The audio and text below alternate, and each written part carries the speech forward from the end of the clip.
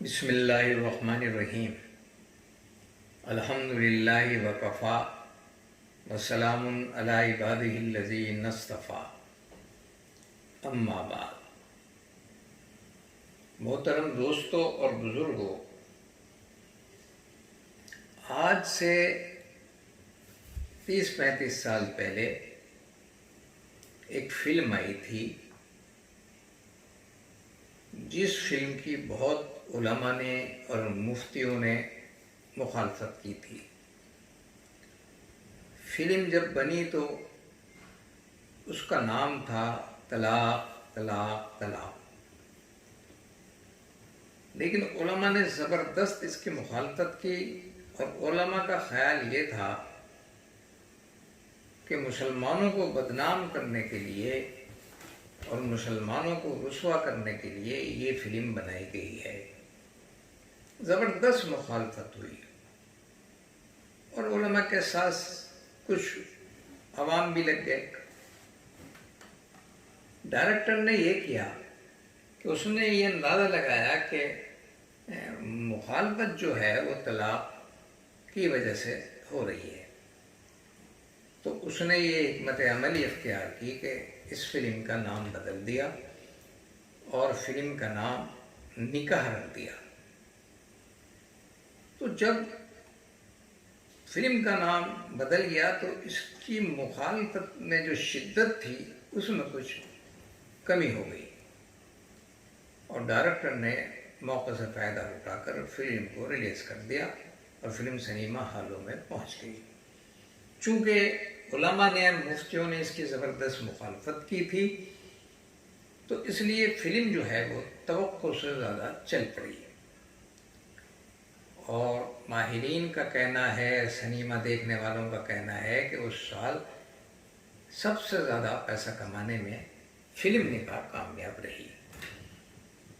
لوگوں نے بتایا ہے کہ اس فلم کے اندر کہانی اس طرح کی تھی کہ ایک لڑکا اور ایک لڑکی آپس میں ایک دوسرے کو پسند کرتے تھے، پھر ایک دوسرے سے محبت کرنے لگے، اور اس کے بعد پھر ایک دوسرے سے ان کی شادی ہو گئی۔ شادی کے بعد بھی وہ ایک دوسرے سے محبت کرتے تھے، لیکن لڑکا جو تھا اس میں آہستہ آہستہ غیر ذمہ داریاں اور لاپرواہیاں پیدا ہو رہی تھیں۔ وہ اپنے کام میں، اپنے کاروبار میں، اپنے احباب و غارب میں اس درجہ مصروف اور مشغول رہنے لگا کہ وہ بیوی کی طرف سے غافل ہونے لگا۔ دیر میں گھر آتا تھا اور بیوی سے بات کیے بغیر سو جاتا تھا۔ وہ بیوی کو کمپنی نہیں دے پاتا تھا۔ بیوی اس بات کو لے کے بہت پریشان تھی۔ پھر ایک دن یہ ہوا کہ کسی بات پر بیوی نے جب شکایت کی اس کے گھر پر دیر میں آنے پر، تو اس نے پہلے تو کچھ برا بھلا کہا، بیوی پر ہاتھ بھی اٹھایا، اور اس کے بعد اس نے طلاق طلاق طلاق ایک ہی منٹ میں بیوی کو 3 طلاق دے دی۔ اب بیوی اس کی زندگی سے الگ ہو گئی۔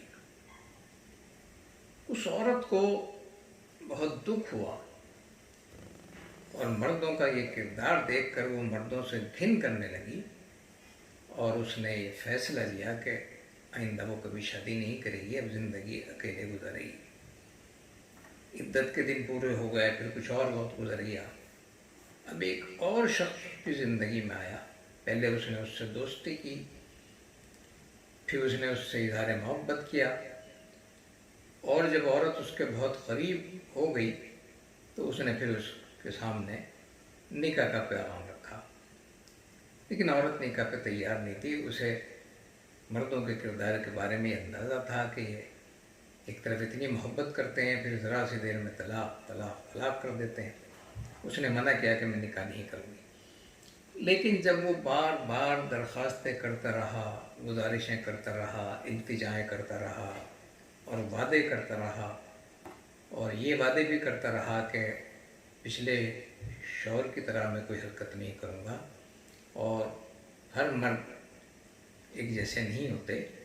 میں کوشش کروں گا کہ ہمیشہ تم سے محبت کروں اور کبھی تمہارے ساتھ یہ رویہ نہ کروں جو پہلے شوہر نے کیا.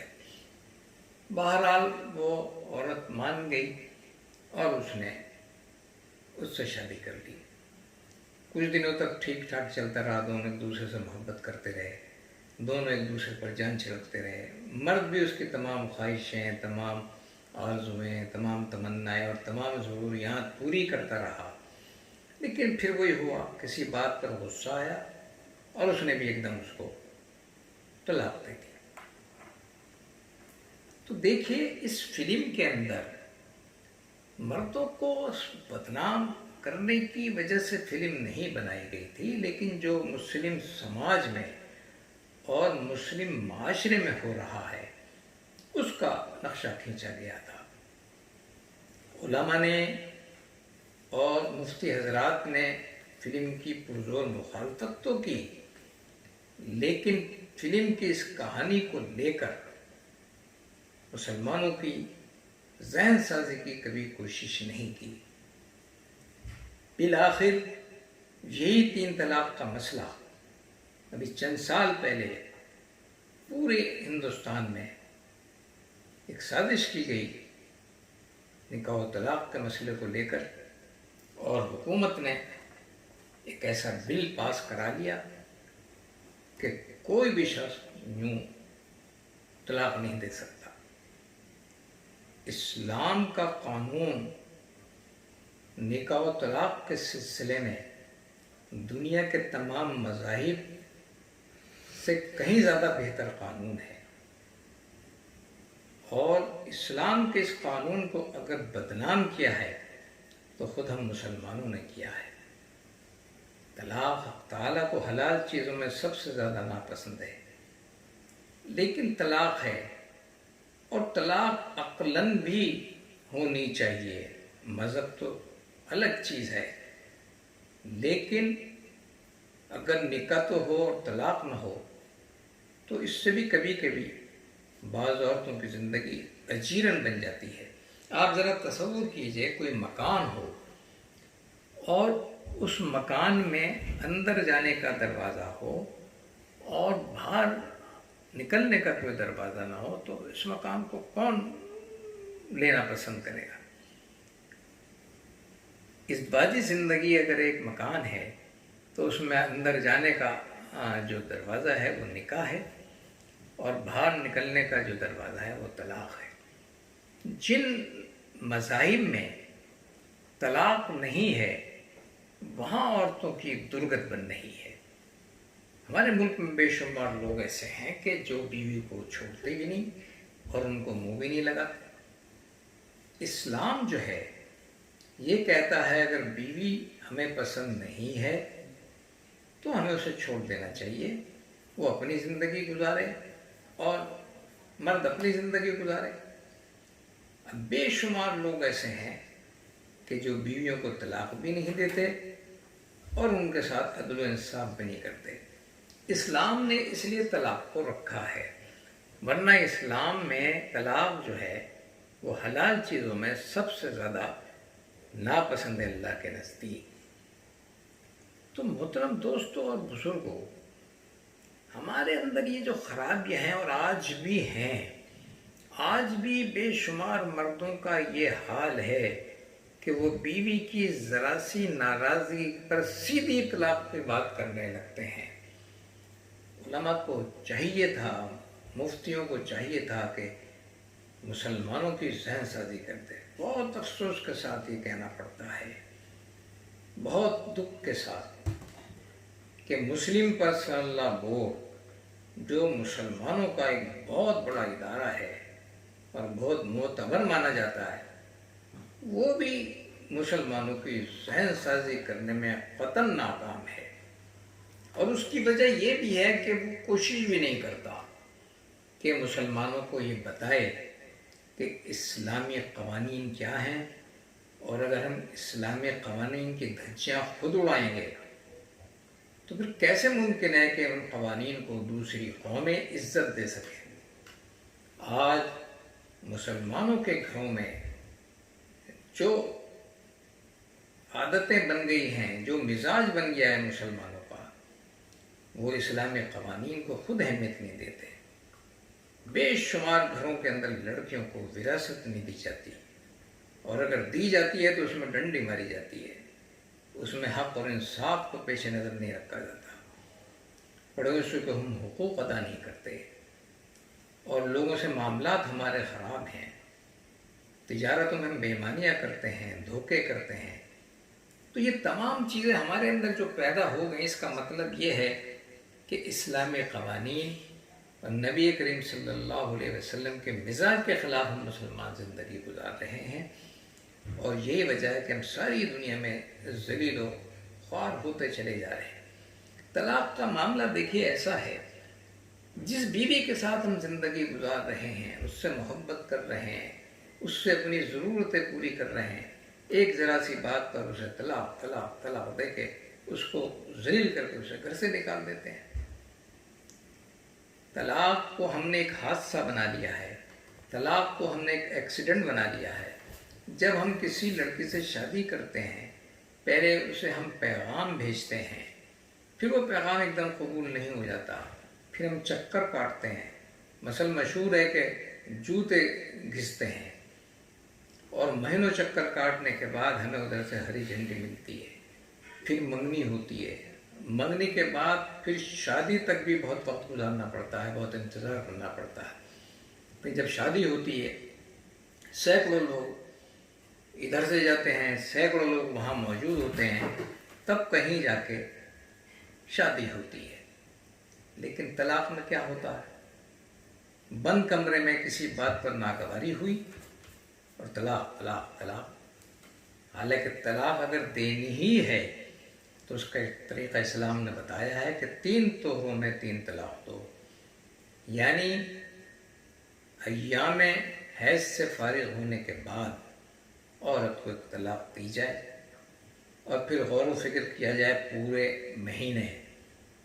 اگر پھر بھی دل اسی بات پر ٹھکے یا مصلحت کا تقاضا چھوڑنا ہی ہو تو پھر اگلے مہینے میں دوسری طلاق دے دی جائے۔ اسی طریقے سے 3 طہروں میں 3 طلاق دی جائے۔ مسلمانوں میں جو یہ دستور بن گیا ہے، ایک مزاج بن گیا ہے کہ ذرا ذرا سی بات پر طلاق، ٹیلی فون پر طلاق، تحریر میں طلاق، یہ جو مزاج بن گیا، اس سے نہ صرف یہ کہ مسلمان بدنام ہوئے، اسلام بدنام ہوا، اور اسلامی قوانین کی دھچیاں بکھر گئیں۔ دیکھیے طلاق کے بارے میں پہلے کیا ہوتا تھا، شریف لوگ اگر بیوی پسند نہیں آتی تھی، ایک چیز پسند نہیں آتی تھی تو بیوی میں کوئی دوسری چیز ایسی ہوتی تھی جو پسندیدہ ہوتی تھی، پھر بھی بہت غور و فکر کیا کرتے تھے، بہت سوچ و وچار میں بڑا وقت گزر جاتا تھا۔ ایک شاعر نے کہا تھا، ایک شعر میں آپ کے سامنے پیش کر رہا ہوں اس شعر کو، کہ ترک تعلقات کو ایک لمحہ چاہیے لیکن تمام عمر مجھے سوچنا پڑا۔ طلاق اتنی آسان نہیں تھی، آج طلاق اتنی آسان ہو گئی، ذرا سی بات ہوئی تو طلاق طلاق طلاق، اور بات بات پر طلاق۔ اگر تو اس سے ملی تو طلاق، اگر تو اس کے گھر میں گئی تو طلاق، اگر تو نے میرا یہ کام نہیں کیا تو طلاق۔ یہ جو مزاج ہمارا بن گیا ہے، اس مزاج کی وجہ سے نہ صرف ہم بدنام ہوئے، ہمارا مذہب بدنام ہوا، لیکن اس میں قصور بہت بڑا ہمارے علماء کا بھی ہے اور ہمارے مفتی حضرات کا بھی ہے۔ اور مشکل اصل میں یہ رہی پچھلے 100 سالوں میں کہ ہم نے امر بالمعروف پر تو محنت کی، لیکن نہیں عن المنکر سے ہم قطعاً غافل رہے۔ دیکھیے میں آپ کو ایک بات بتا دوں، دین ایک الگ چیز ہے، دین کافروں کا بھی ہے، اور اسلام ایک الگ چیز ہے، اور حق تعالیٰ کو اسلام ہی مطلوب ہے، صرف دین مطلوب نہیں ہے۔ دین کی باتیں تو چند باتوں میں بھی دین مکمل ہو سکتا ہے، لیکن اسلام چند باتوں میں مکمل نہیں ہو سکتا۔ اسلام تو مہد سے لے کے لحد تک ایک مسلمان کی پوری زندگی پر حاوی ہوتا ہے، وہ 2-4 باتوں میں آنے والا مذہب نہیں ہے۔ ہمیں اب یہ چاہیے کہ ہم बुराइयों से ख़ुद को बचाएं, और उलमा को चाहिए कि बुराइयों से मुसलमानों को बचाने की कोशिश करें। और मुस्लिम पर्सनल लॉ बोर्ड की ये जिम्मेदारी है कि ये नहीं कि सिर्फ हुकूमत से लड़ने के लिए हम अपनी जिम्मेदारियां अदा करें, बड़े बड़े इज्तिमात करें, अजीम शान इज्तिमात करें। हमें चाहिए उस कौम को जो भटक रही है उसकी रहनुमाई करें मुकम्मल। आज मुसलमानों को मसाइल से न दिलचस्पी है न जानकारी है। फ़ज़ाइल की भूल भुलैयों में जब से ये मुसलमान खोया है तब से उसने मसाइल से अपनी नज़रें फेर ली हैं, और मसाइल ही नाम है इस्लाम का। इस्लाम जो है, जब बच्चा पैदा होता है उसके दाएं कान में अजान और बाएं कान में इकामत पढ़ी जाती है, यहाँ से इस्लाम शुरू हो चुका। और जब इसको कब्र में उतारा जाता है तब भी वो इस्लाम से बेदार नहीं हो सकता, वो मर जाता है, उसको हम कब्र में उतारते हैं तो फिर दूसरे लोग ये जिम्मेदारी अदा करते हैं कि मिनहा खलक़नाकुम व फ़ीहा नुईदुकुम व मिनहा नुख़रिजुकुम तारतन उख़रा। और वहाँ ये भी तरीक़ा बताया जाता है, एकदम नहीं आप मिट्टी डाल देंगे, कि जब आप पहली मुट्ठी में मिट्टी लेकर डालें तो मिनहा खलक़नाकुम, फिर दोबारा डालें तो व फ़ीहा नुईदुकुम, जब तीसरी मरतबा डालें तो जब आयत का अगला हिस्सा पढ़ें, मिनहा खलक़नाकुम व फ़ीहा नुईदुकुम व मिनहा नुख़रिजुकुम तारतन उख़रा। हम ये कहते हैं मिट्टी से कि हम तुझसे ही बनाए गए थे और आज तेरे अंदर इसको शामिल कर रहे हैं, और एक दिन तुझसे ही हम दोबारा पैदा होंगे। मोहतरम दोस्तों और बुज़ुर्गों, मैं आप तमाम हजरात से ये गुजारिश करूँगा कि इस्लाम के जो मसाइल हैं आहिस्ता आहिस्ता उसे जानने की कोशिश करें।